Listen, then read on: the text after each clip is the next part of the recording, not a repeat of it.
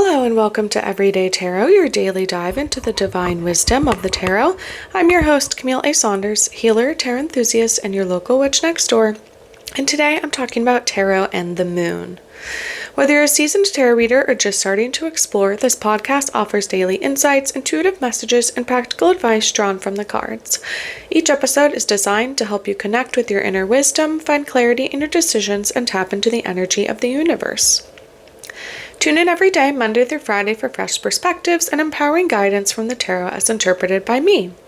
Thanks so much for those of you who were able to attend my virtual tarot card creation event recently. If you signed up but were unable to make it to the live event, you should have the replay of the event recording, the PDF I made with my step-by-step process, and an offer to join my upcoming series called Tarot for Transformation, so check your emails for that. If you weren't able to attend live or didn't register in time, you can go ahead and get the full hour-long recording with my step-by-step method, examples of the tarot cards I've created, journaling questions, and a 15-page PDF to walk you through it for just $33. You can click here to purchase now. The link will be in the show notes and on my website. I'm going to be offering a 12-week Tarot for Transformation live course this summer. If you're interested, I have a sign-up link for that as well in the show note description. I just got my Tarot for Transformation book that we're going to be using by Drea Bloom, formerly known as Andy Matzer, where we're going to be working through their book that they've created about Tarot for Transformation using the major arcana cards. So I'm really excited for that. I'm so excited to be able to dig into this book and kind of look at different archetypes each week and explore, learn some more about the cards, spend some time together. So yeah, if you're interested, you can sign up for more information and you'll get all of the info as it comes out about dates, when calls will be, recordings, what to expect, cost, etc. If you love the show, the best way to support it for free is by listening daily, leaving a review, and subscribing or following in your favorite podcast app. I did just update my Patreon benefits to be bigger and better than ever. So I am hosting live episodes every new moon to do a new moon collective tarot reading. I was able to do the first one last week, so if you didn't catch it live, you can check out on my Instagram, on YouTube, on where else did I put it, on my Facebook page for like the recording of the live event. It was I don't know 45 minutes, pretty long, but I did a new moon collective reading on there. If you want to be catching those, get notifications for them, I will be doing that every month. I will set it up so I can have it, scheduled on YouTube. So you'll get notifications if you sign up for my YouTube channel for when I go live. So that will be rolling out soon. So if you do want to participate more, you can join the lovers level of the podcast on the Patreon, where you'll get access to an exclusive Discord to chat with me live during the stream. And I'll pull a card for each one of my patrons, in addition to the New Moon Collective spread. So if you want an individual card pulled for you once a month live on the podcast, join the Everyday Tarot Patreon family at the lovers level. If you'd like to support me even further, you can get a one-time individual 5-card reading in addition to all the other benefits if you join the Witch Bitch level on the Patreon. If you're local to the greater Puget Sound area where I am, you can check out my Let's Talk Tarot meetup group for the latest event postings. It's all confirmed now. I am having a full moon women's circle on July 10th at Thresholds Collective. You can go to meetup to sign up for that there in RSVP. I also have an Eventbrite link that I'll make sure to have in the show notes if that's your preference. And we're going to be doing sliding scale between $20 and $50. The event will be 90 minutes on, like I said, on the full moon on July 10th, and I'll be hosting with my friend and colleague Isabella, where we're just going to be doing that, and it'll be at Thresholds Collective in South Tacoma. So if you're local to me and are interested in that, go ahead and RSVP so you get all the information and can get it on your calendar. If you're interested in my free PDF with the 2025 5-card tarot spread I created just for you at the beginning of this year, you can get that by joining my newsletter list. My weekly newsletter always has the most up-to-date information on upcoming events, presentations, musings, and info and photos of my day-to-day life. And if you don't already know, I'm a sex and relationships therapist, seeing clients virtually all over Washington State. I love working with queer, poly, and witchy clients. If you'd like to work with a therapist that doesn't judge you, is witchy just like you, and helps you learn how to deal with anxiety, chronic pain or illness, communication issues, self-advocacy, and sex, head to my website and book a free consultation now to start your journey.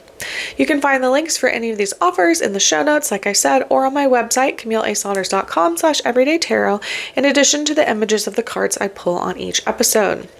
All right, so we are in season 10 here. We're about halfway through now. I generally do 13 episodes per season, and this will be episode 9, so we're getting there.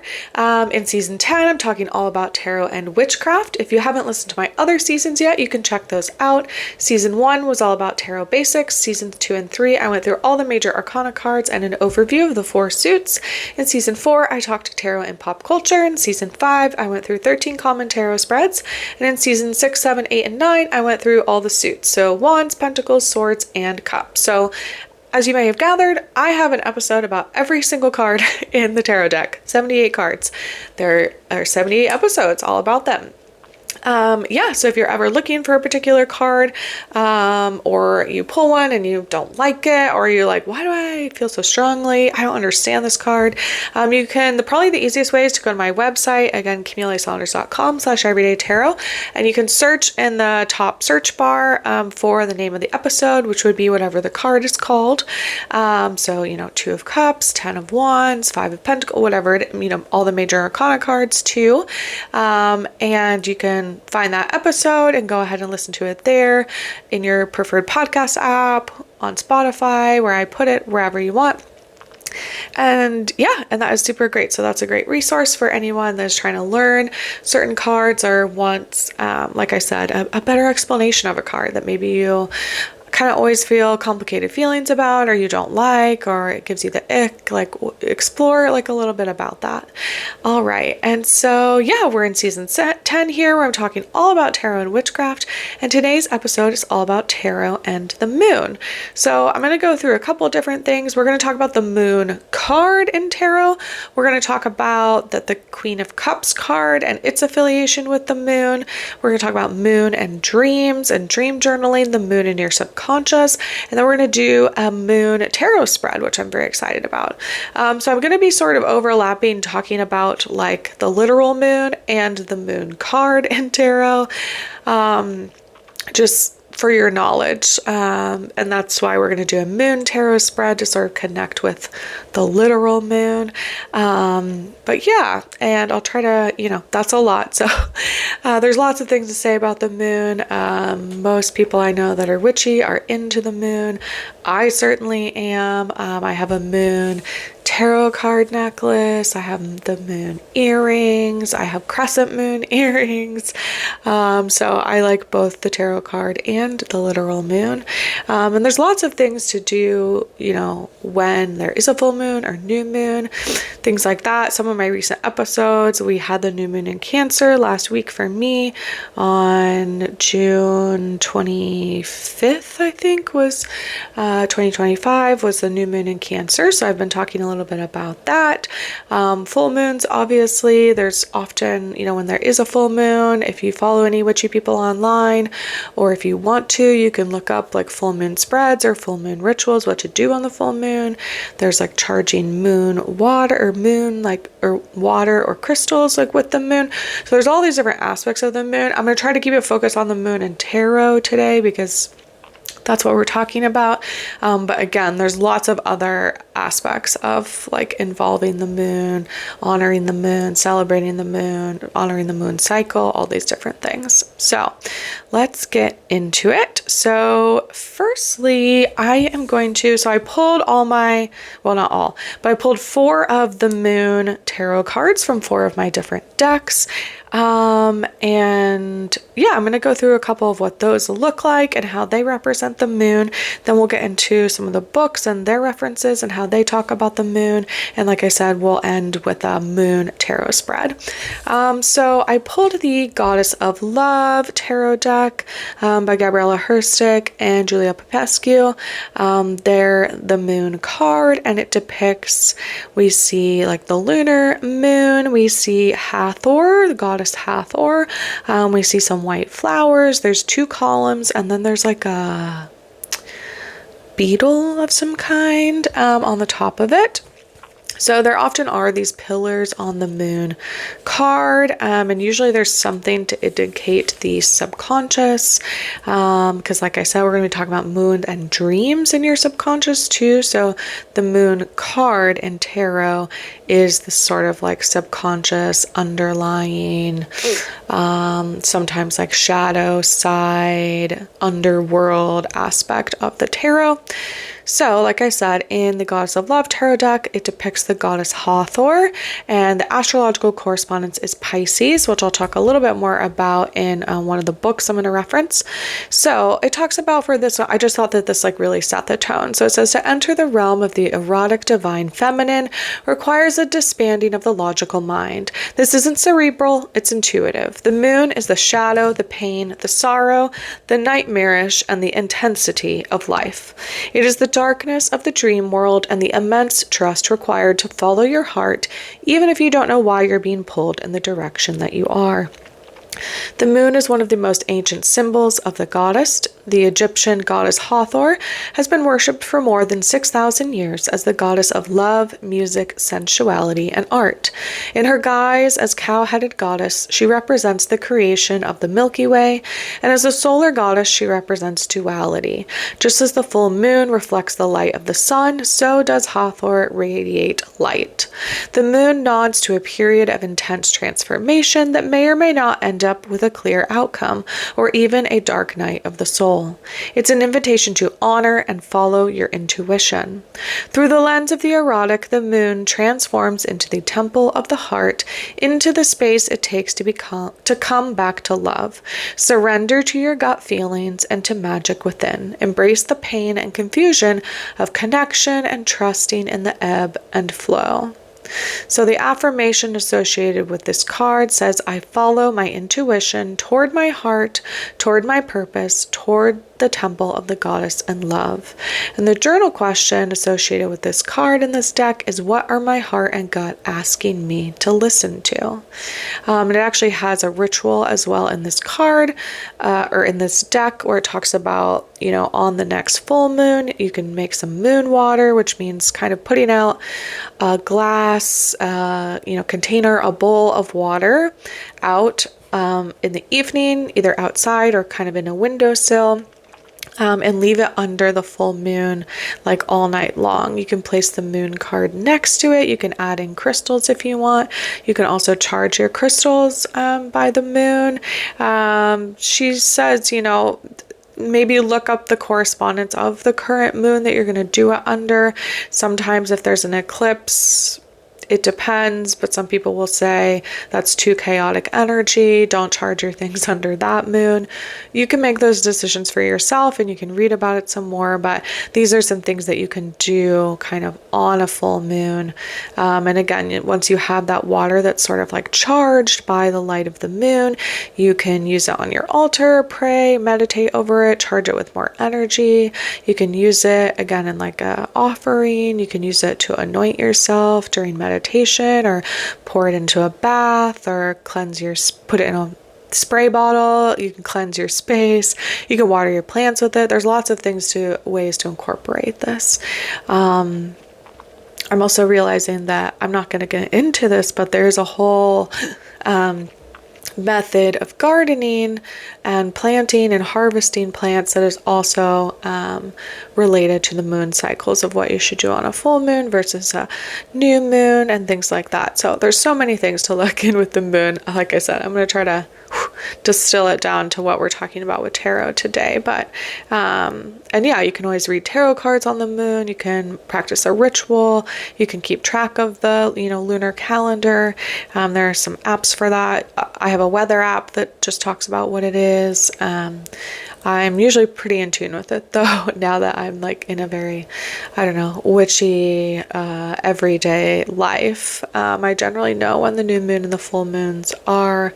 I try to go look at the full moon when it's out and about. And sometimes, yeah, I will do some gardening, which is generally ideas like planting seeds on new moons and harvesting things on full moons, from what I understand. All right, we'll keep it moving here. So some of the other tarot decks I have in front of me with the moon card, we have the Anima Mundi tarot deck by Megan Weirer-Wenden, which mostly just depicts an image of the moon, and then it shows it's sort of like shining. If you were standing on a beach at night and the moon is kind of above the water, you have this like glow of it in this kind of like ray in front of you. And then the clouds are parting and we see the moon. A lot of times the moon card in tarot, some people see it as like negative or a little scary. Sometimes it's associated with like fear. Like I said, it can be associated with sort of shadow, unconscious, pain, as I talked about in the Goddess of Love tarot card description. Whereas the sun card in tarot generally is seen as like, oh, it's amazing, like everything's good, this is the best card in the deck, like the sun is shining on all of your hopes and dreams and all this stuff. And the moon is generally seen as sort of like, it's a little more complicated, it's watery. And if we think of a water sign, like in Cancer, we are here in Cancer season when I'm recording this, like water, right? When you put it into vessels, it's slippery, it's fluid, it can move and change. It can also be very destructive, right? If you think of the ocean or torrential rainstorms, or right, like anyone that's been through like a hurricane situation, right? Water can be both, right, nourishing, right, again, as rain in the garden, or right, it's very cleansing, but also it can be this like this really strong force. It's kind of interesting to me how it's depicted in the tarot, because I love like the lunar moon. Like I love going out and seeing it. I love being in tune with it. I love being outside at night. Like I'm a very moon person. Whereas like I find the sun a little oppressive, scary. I get sunburned.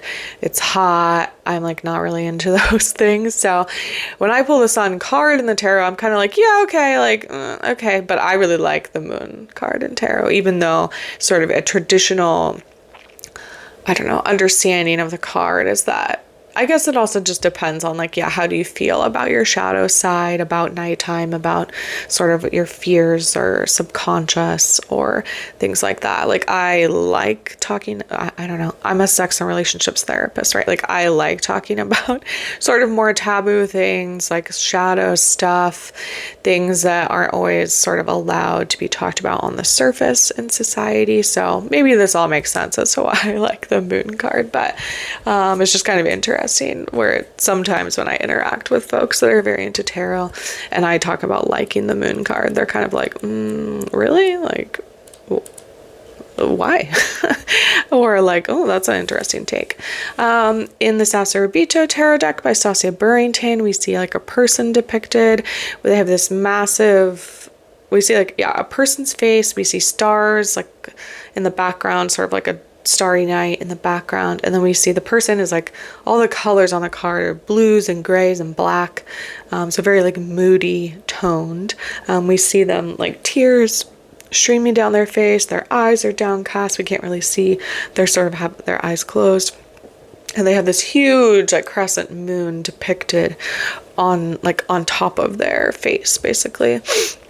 And I'm going to read a little bit of the description in this deck. It says, the moon card is considered romantic and beautiful, but it is a poor light source. As such, it can be prone to illusion and fantasy. The card's associated with sleep patterns and dreams, so fabrication, deception, and a lack of clarity. The moon can also be associated with your shadow self and tendencies to project your own fears and insecurities onto other. Examine your ideals to see if they are unrealistic. Use intuition and creativity as your guides.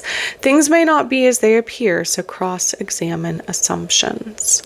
So yeah, there is this sort of shadowy side to the moon card. And finally, I'm looking at the Desert Illuminations tarot deck by Lindsay D. Williams and their depiction of the moon, and they sort of have the more traditional Rider-Waite Smith depiction of the card, which is like usually it depicts like two wolves or dogs. There's like a body of water, like a creek or river running in between the dogs. You see like a lobster, basically, like a traditional water animal often depicted at the bottom of the card that's associated with your subconscious. And then usually you get these like two towers, again, on sort of either side of the two wolves or dogs. And here we get like a mountainous landscape. We get the stars in the background, and then we see the moon kind of shining down on all of those folks. So the lobster you will see often in the sort of traditional depictions of the card, the Waite Smith depictions. Yeah, and I'm going to look at what the card is talked about in here. So it says here it's associated with the planet Neptune and the Pisces in the zodiac, the element of water, and the third eye chakra. Two wolves howl up at the colorful crescent moon between two adobe towers. A celestial river runs between the two wolves, flowing into a moonlit pool. The scorpion, okay, so here they say it's a scorpion. Okay, so I guess sometimes maybe I'm wrong, crowns the river delta under a starry sky. Beware of illusions. Things may not be what they seem. These illusions can steer you off course and be detrimental to your progress. It is important to connect with your subconscious mind to release any anxiety or fears so that you can lead with an open heart and clear head. You can look up to the heavens and be inspired by the moon to gain insight. So there you go. Again, it's sort of like be cautious, right? Don't let, again, if everything about the sun card is like, oh, it's amazing, like everything is right brightly lit, everything is, you can see everything that's going on. The moon, right, can be, if you think of like shadows, again, literally, right, like that sometimes not everything is illuminated, right? There's dark parts of ourselves, of the world, of things. And sometimes when we only have certain things illuminated, right, we might be choosing to forget or not look at parts during like the moon, the metaphorical moon that you might be going through. Sorry, I'm drinking my coffee here. It's morning time for me. All right, so let's get into some of the books talking about the moon. So the first one I'm going to start with is The Great Work by Tiffany Lazick. I love this book. I've gone through it multiple times, and it's like it goes through like the wheel of the year, and it has a journaling, like topical section for each sort of week of the year. And then for every day, it has its own journaling prompt. And actually the one for today, as I record this, so for me, it is June 29th, 2025. The topic is journaling, which I love journaling. And especially as a therapist, I work with a lot of folks that like journaling. I think it's a very helpful way for those of us who have a lot of anxiety or get preoccupied or have a lot of like planning or fear that goes on in our heads. Journaling can be a very helpful way, right, to like get that down on the page, to externalize how you're feeling or what you're thinking, and then be able to kind of look at it and sort through it, shift through it, and decide kind of what you want to keep and what you don't. But yeah, here it talks about different kinds of journaling, and one of the ones it talks about is about dream journaling. And I just thought that was very appropriate for the moon card today. So it talks about that dreams are a method our psyche uses to express our inner hopes and fears when our conscious mind does not have as much pull. Dream journals are our way of telling our psyche we are listening. They are best written in the morning when the dream is still fresh in the mind. Because dreams are symbolic in nature and have a language and structure all their own, keeping a dream journal over time allows for deep connections to be made, deciphering one's own inner language. As you continue to add dreams to your journal, creating your own personal dream dictionary of recurrent themes and objects is an extremely handy additional tool. So I just thought that felt very appropriate for talking about the moon card today and the subconscious, right? Doing dream journaling would be a way to sort of engage with your subconscious. I actually took a writing class in college. We all had to take writing 101, like my freshman year of college, but different professors had different topics. They sort of had to spread out all of the freshmen, right, between different writing professors or different, so you had different topics available. And so my writing 101 course actually was with a writing professor who was also very into like psychology and other things. And we learned about it was like all about dreams, the class that we did. So we did a lot of dream journaling and kind of learned how to do dream journaling, which is basically just like have a practice of it. And I've sort of gotten back into that more recently, because I don't know, I just sort of felt compelled again. I've had a dream journal like since that time in college where I had this class. It's still the same book, so I clearly have not like filled it. I don't do it super often, but it is very interesting to start to like, again, sift through some of the symbolic imagery of your dreams. And I think that people that do tarot or are learning about it and are interested in it are going to you're already going to have like a leg up on anyone that doesn't sort of live in this realm of archetypes and visual things and symbolic meanings, because that is all what dreams are, like, or at least that's how I believe like the subconscious, right, shows up in our dreams. Most of the time dreams are not literal when we're having them at night. It's like this sort of like metaphor, symbolism, things coming through.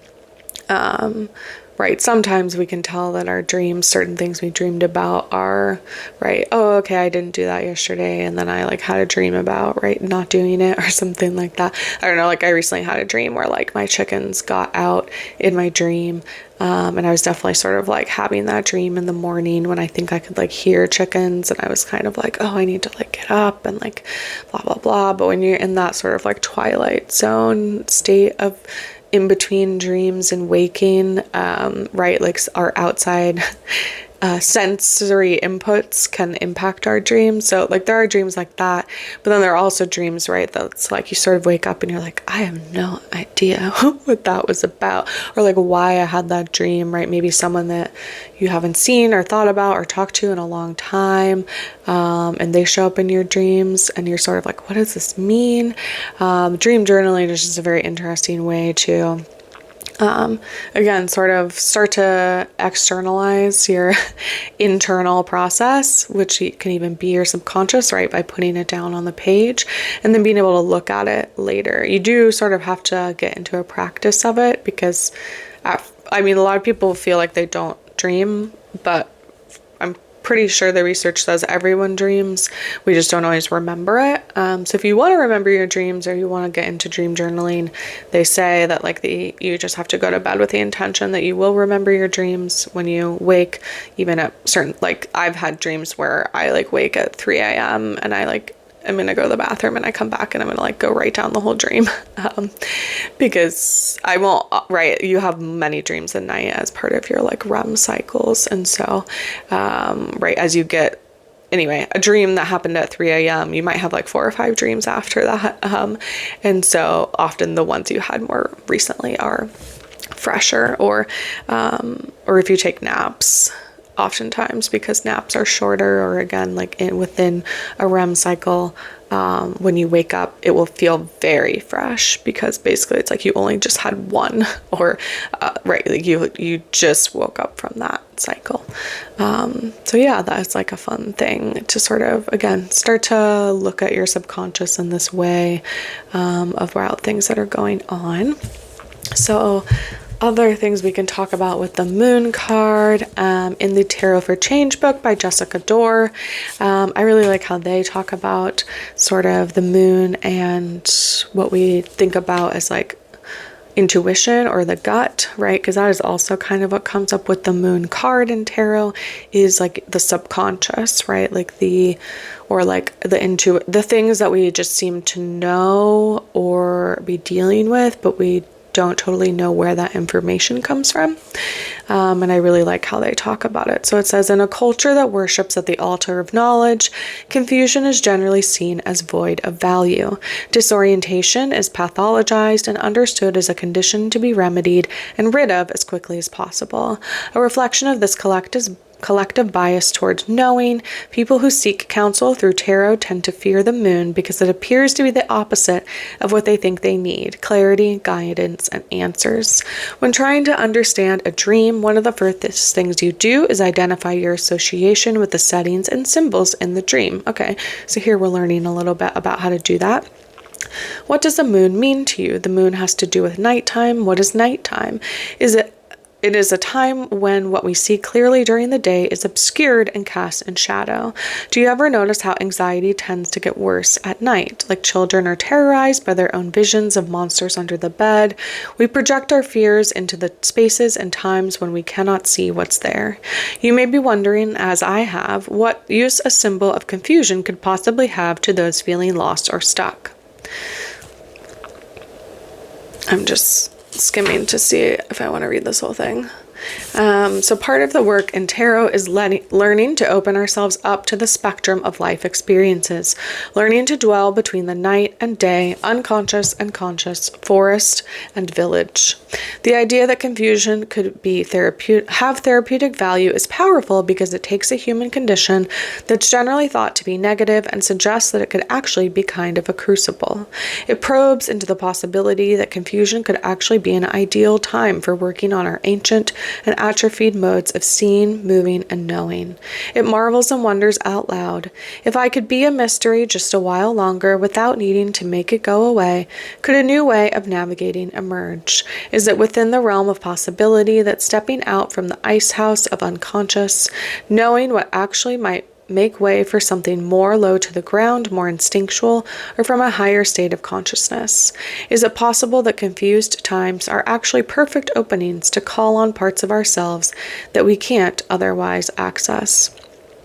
To know something for certain is the psychic equivalent of building a wall against anything that could challenge the knowledge. For instance, if I assume certain feelings like anger, fear, or sadness are dangerous, that assumption is a wall that's going to keep me from doing anything that might trigger those feelings, whether I'm conscious of it or not.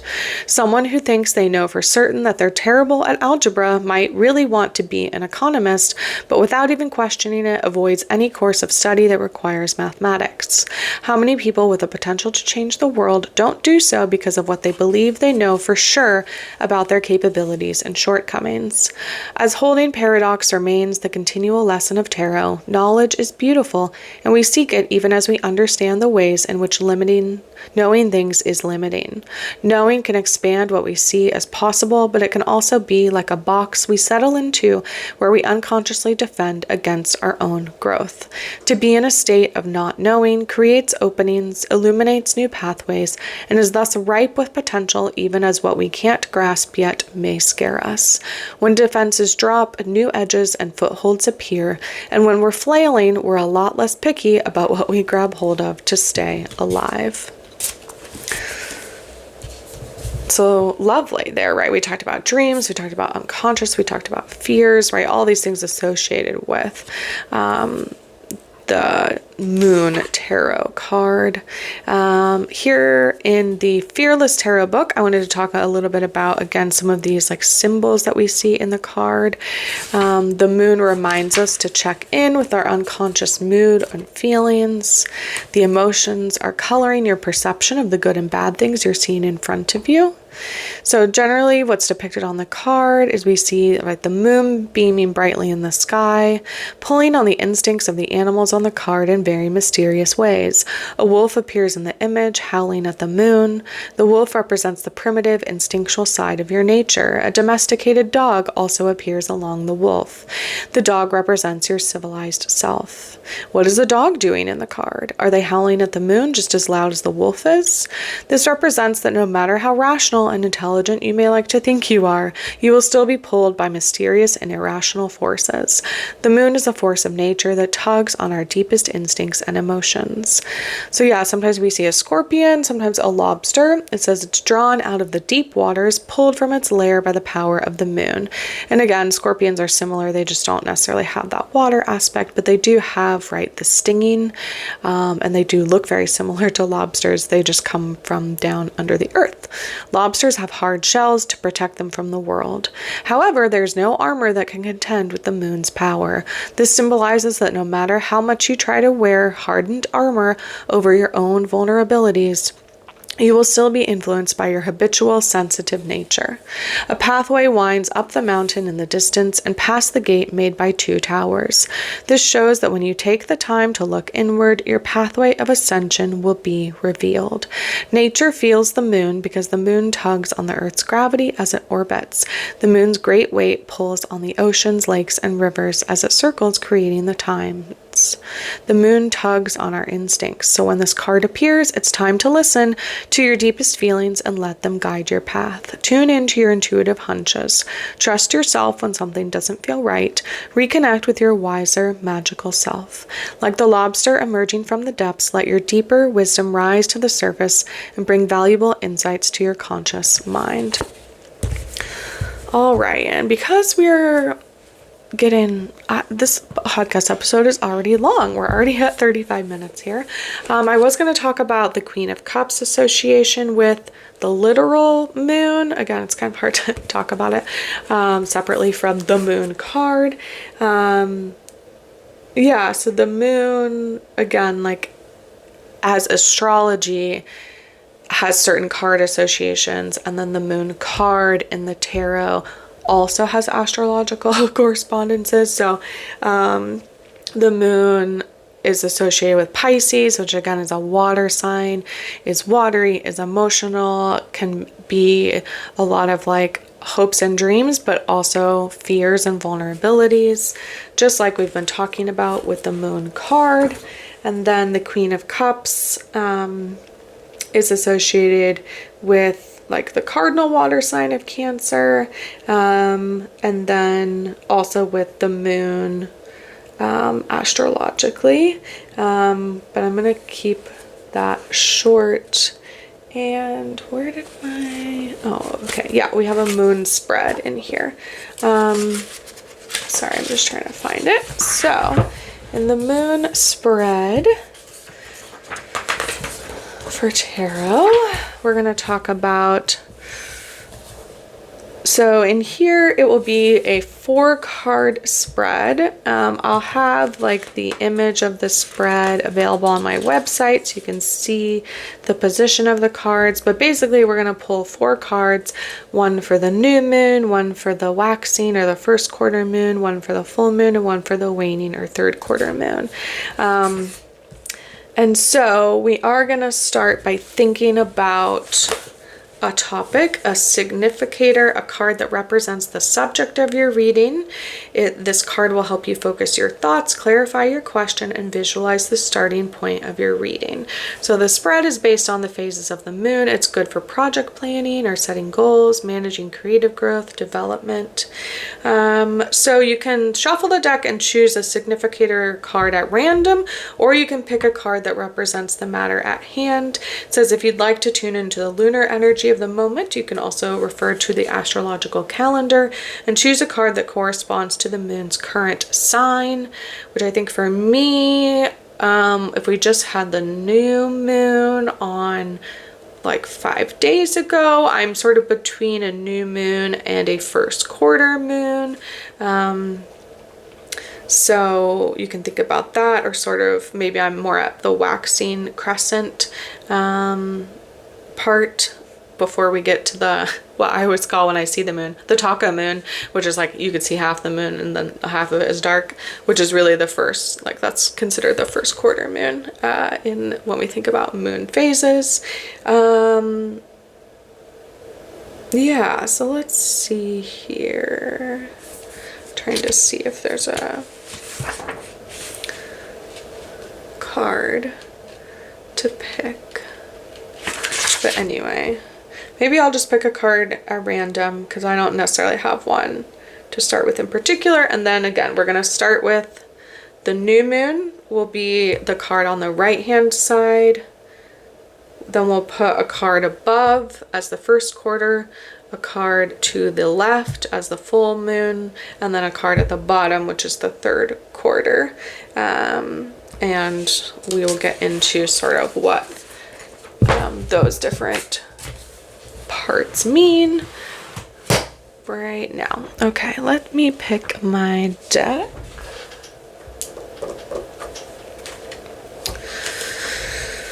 All right, I think I'm gonna go with the Therapist Who Tarot deck, mostly because it's a full deck right now. I've taken some of the cards out of my other decks to look at them for the Queen of Cups and for the moon.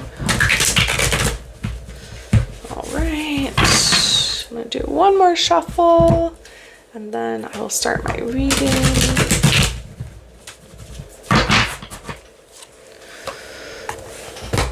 All right, here. So I'm gonna pull my significator card for the middle. Oh, I pulled the High Priestess, Intuition. So I guess this is sort of my framing for my spread today. And then I'm gonna pull the new moon one, which again goes on the right. Interesting. I'm gonna pull the top one, which is the first quarter. I'm gonna pull the full moon, which is on the left, and then I'll pull the third quarter, which is at the bottom of our spread here. And so the new moon, which is again is the card, the first card you pull, the card on the right, represents a starting point. It's the darkest phase of the moon. It also marks the beginning of the 2-week period when the moon moves away from the sun and increases in light. It's a good time to plant seeds, both literally and metaphorically. So for me, I got the Hermit, which on this deck says the quest for personal growth. So that's sort of my starting point. Again, if I think about intuition as my sort of significator card, the theme I'm going with, right? The Hermit totally makes sense to me because it's sort of when I started my intuitive journey or sort of started engaging in witchy things and magic and tarot, I felt very like, oh, I just need to go read a million books, right? Like I needed to do some hermiting. I wanted to just like consume all the information and learn and learn and learn. But I was very isolated in that practice. Like I didn't really know other people that were doing that kind of work. I probably to some extent like didn't feel safe or comfortable like expressing my witchiness yet, and so it felt safest to do that alone. And again, when we think of the Hermit, we think of someone that's going, they're sort of moving away from society or the main part of culture. They're going away, often, you know, depicted as into the woods or up a mountain or into sort of isolation. They're learning, they're getting a mentor, they're like vibing all this knowledge, and then they're coming back and integrating it like when they get back to society, right? It's not just about leaving and staying out there forever. It's also about coming back in and integrating your knowledge and bringing that to your community. So, right, I think for me that makes sense. Yes, that was the beginning of my journey. All right, so for the first quarter, I pulled the Three of Cups about community, which again, so this is the first quarter moon, which is growing larger day by day, right? Again, if we have the new moon is when it's dark. The waxing or first quarter moon is when we get the like the taco moon, as I call it. the halfway point sort of between the new and the full moon. The card that lands here will help you determine the healthiest avenue for your project's growth and development. So, right, this is telling me that, yeah, the thing you needed to do in order to develop your intuition is find community. And I did do that. I was able to find community online through the Dirty Hoe Coven, started by folks that I know on Instagram, Pentagram Protege, Bella, they're known as Pentagram Protege on Instagram. And yeah, it was basically like a big gardening kind of coven. And so that was really fun and helpful in sort of finding other people that, again, were doing what I was interested in. We're all sort of very similar and interested in a lot of things, but then we also have our own interests that we bring kind of to the group setting, which is very fun that we get to learn from that. So yeah, I'm like, yes, that did sort of help my growth. It brought me into community with other people. It helped me see that like I can learn actually even more when I'm learning and sharing what I know with others. All right, so let's pull the card on the left, which is for the full moon. So it says, this depicts the intensity of the project when it reaches its fullest potential. The card that lands in this position will describe the best results you can hope to achieve. And I pulled the King of Swords in reverse, which says grace under pressure, at least the upright one.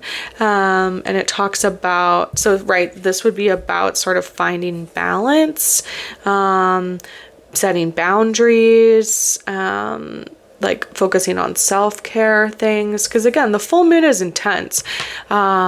It's highly energetic. It makes you really tuned in, right? It's brighter outside, so often it's harder to sleep, I would say. You have more desire to stay up at night, or at least I do.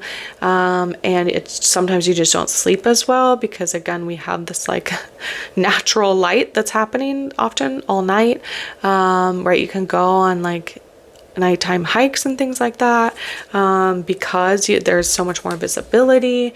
But it's also, right, that means that, right, we're more awake in that nighttime, in that time of fears and subconscious. So sometimes that also feels very intense. So I'm thinking about, yeah, the King of Swords under pressure. And swords are about like intellect, overthinking, right? Like being in your head a lot. They're the air sign. And so they, right, as air sign, I'm an Aquarius. So I can definitely tend towards overthinking or analyzing or that type of thing. And so this is sort of saying, right, that in my peak intensity of a project, right, I have to be careful that I'm still balancing things, that I'm not totally forsaking all of my mental health and other things. That right, you can embrace that higher energy for a bit, but then you have to be careful that you also make time to like come down from it, to rest when that creation is very strong. And then for the final card at the bottom, this is for the waning or third quarter moon. It symbolizes the steps you need to take to finish the project, and it could even suggest possibilities for a follow-up project. All right, so that for me is the Seven of Spirals in reverse, which just says it's about effort. It says, where would you like to go? What area of your life should you be more disciplined? And what should you be more stubborn about? But again, this is in reverse. So spirals are like pentacles or coins. And they are grounded, right? They are an earth sign. So I feel like this is telling me, let's see, the steps you need to take to finish the project. I would say generally, right, that like thinking about pentacles, if we think about sevens, we're like getting close to the end of the journey, but like that there's still some effort to put in. But I feel like this card is almost saying like, get grounded, feel into your body and see how that feels. And actually that you need to not just try to force things, right? If effort upright is about sometimes like putting in a lot of energy and kind of like trying to make things happen, then the opposite of that, or right, the reversal would be either I'm having a hard time doing that, or that I might tend towards, right, trying to force things that I shouldn't be trying to force. Also, pentacles can be about money because, right, sometimes they are depicted as coins. In this deck, there are spirals, which are kind of a more thing that occurs in nature. But again, we think about, so this could be also about that, right? You don't actually need to put forth effort to make money, which is controversial, I would say, in our society, right? That sometimes the idea that if you just work really hard, that that's how you get money, and that if you're not making enough money, you just need to work harder.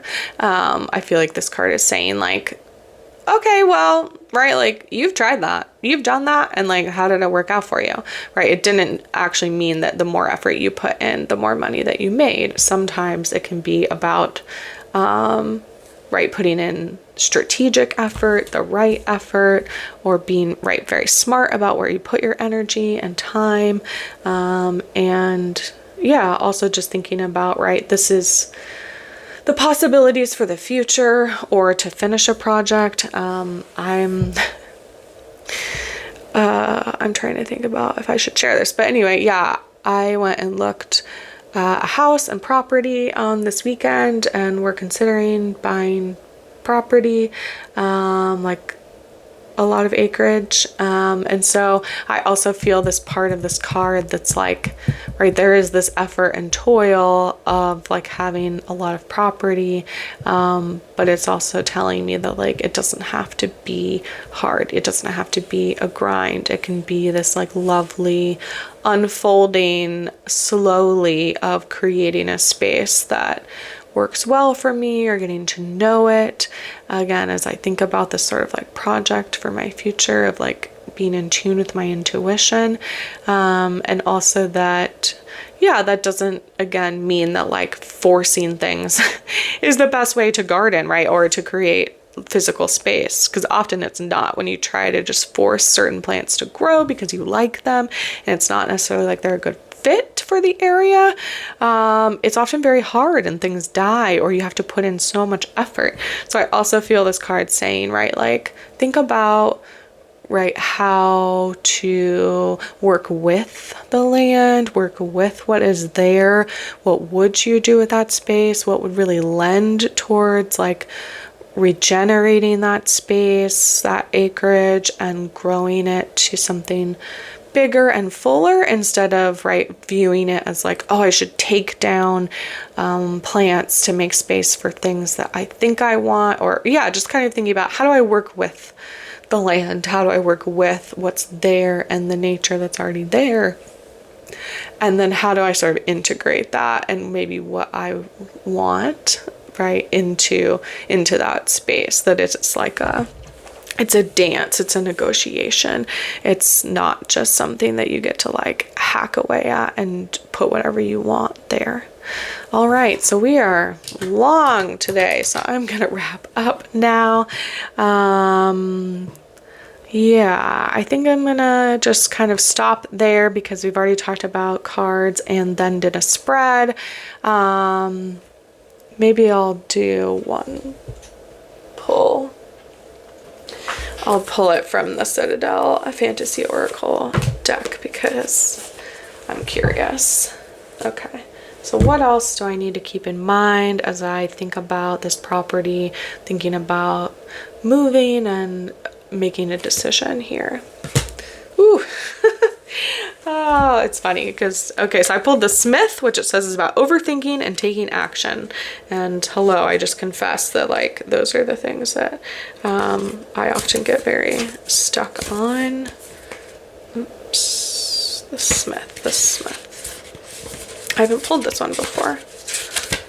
All right, so it says, there's something on your mind that you've been planning for a long time, and though it may be easier to keep putting it off, the time for action is here.